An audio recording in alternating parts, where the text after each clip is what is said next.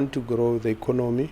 We want to solve other socio-economic challenges. We want to build more schools. We want to get more kids into skills development programs.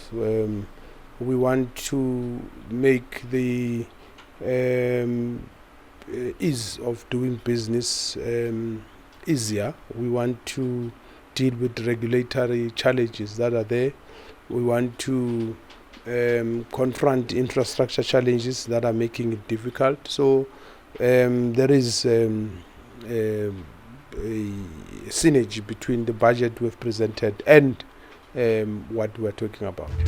In South Africa, Gauteng, industry leaders, government officials and key stakeholders gathered at the Gauteng Northern Corridor Logistics Roundtable to discuss the future of the province's automotive sector. Hosted by Gauteng MEC for Finance and Economic Development, Lebogang Maile, the roundtable focused on strategic investments in transport corridors, warehousing solutions, and revitalizing ports, rail and road infrastructure to enhance efficiency and sustainability in the automotive supply chain.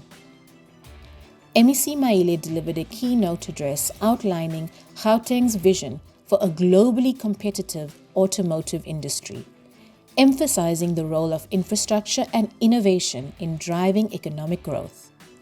This roundtable served as a critical build-up to the upcoming Gauteng Investment Conference, setting the stage for increased investment in the province's logistics and automotive sectors.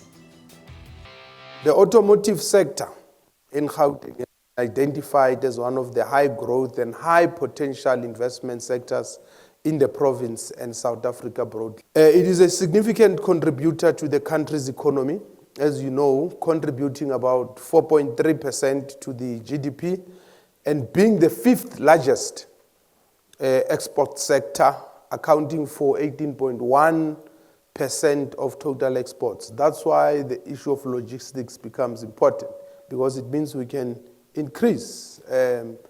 Linked to this is the logistics industry, as you have said, which plays a crucial role in South Africa's economy, influencing everything from manufacturing to retail and contributing to the country's overall economic growth.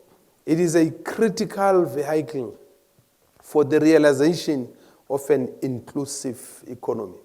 The logistics industry creates jobs across various skills levels, which significantly contributes to employment levels, from truck drivers to warehouse staff to logistics planners. The industry is confronted with a myriad of challenges. One of the key challenges pertains to infrastructure, as you know. There is no debate that infrastructure is the backbone of the logistics industry. But while South Africa is known for its extensive network of roads, ports, and railways, these systems come with their own set of difficulties. Many of the major ports hubs around the country have experienced significant challenges at various points. Given that container ports are critical nodes in global supply chains and essential to the growth strategies of emerging economies, in particular, this is deeply concerning for the national economy. For us as Gauteng, a persistent challenge is the state of our roads, which links directly to another challenge in the logistics industry, the rising international fuel prices. This increasing is happening in the context of the weakening of the rand, the geopolitics and unstable global markets are at the center of volatile fuel prices, with freight and logistics industries most affected. The said industry relies heavily on fuel throughout every step in the supply chain. Therefore, rising fuel prices means that transport companies have to increase their prices to compensate for losses in fuel purchasing, and we know what that means for the economy. These challenges are very real, especially for the logistics industry. They have a direct impact on economic growth and development, as well as investor confidence. It is for this reason that in the provincial budget tabled yesterday, we communicated that despite fiscal constraints, all these 13 challenges have been allocated significant resources from our 171 billion for 2025 budget, which increases to just over R500 billion over the next 3 years. The Chinese manufacturers have literally taken our market by storm. In 2018, in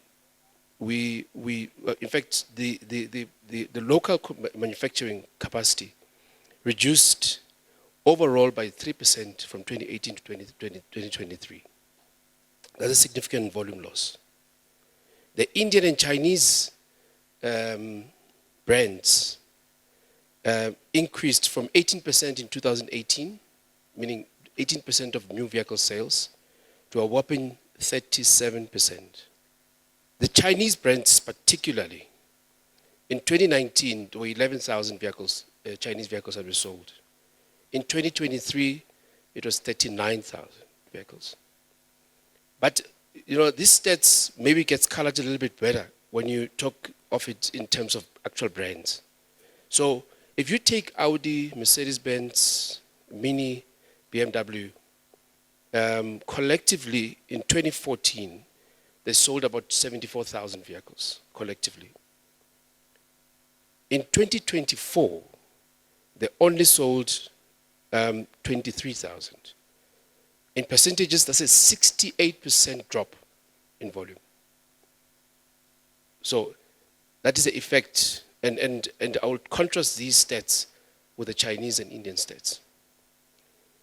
In 2014, if you combine Chery, Haval, Suzuki, they sold 8,127 vehicles. In 2014, guess what? 89,000 vehicles. So that is a 1,000% increase. So if you don't see the change in the picture, then I don't know what will make you see it. I'm painting this picture because it does have a direct impact on how we approach our logistics solutions. One, but also it affects directly our localization strategy. Most of the Chinese and Indian vehicles that are built, that are sold, the numbers that I've just shared with you, most of them are fully imported. And in terms of the master plan, the automotive master plan, our aim by 2035 is to have 60% of vehicles produced in South Africa to have local content. So to have 60% local content. And so the script has been changed. That master plan, when it was written, these numbers were not applicable. And we were not looking east in the way that we are now. And so our logistics strategy going forward, whether it be on a localization side, or even fully imported vehicles, or the export strategy, must take into account the China effect. We need to ensure global competitiveness of our import and export. That's logistics. The logistics should be the trade facilitator. We should be measured on our ability to handle logistics so that we are able to be measured in the number of trade that we can have. We need to be able to develop the industry and grow through logistics. We need to facilitate industrialization and monopoly activities that are within the automotive, which enable growth and development.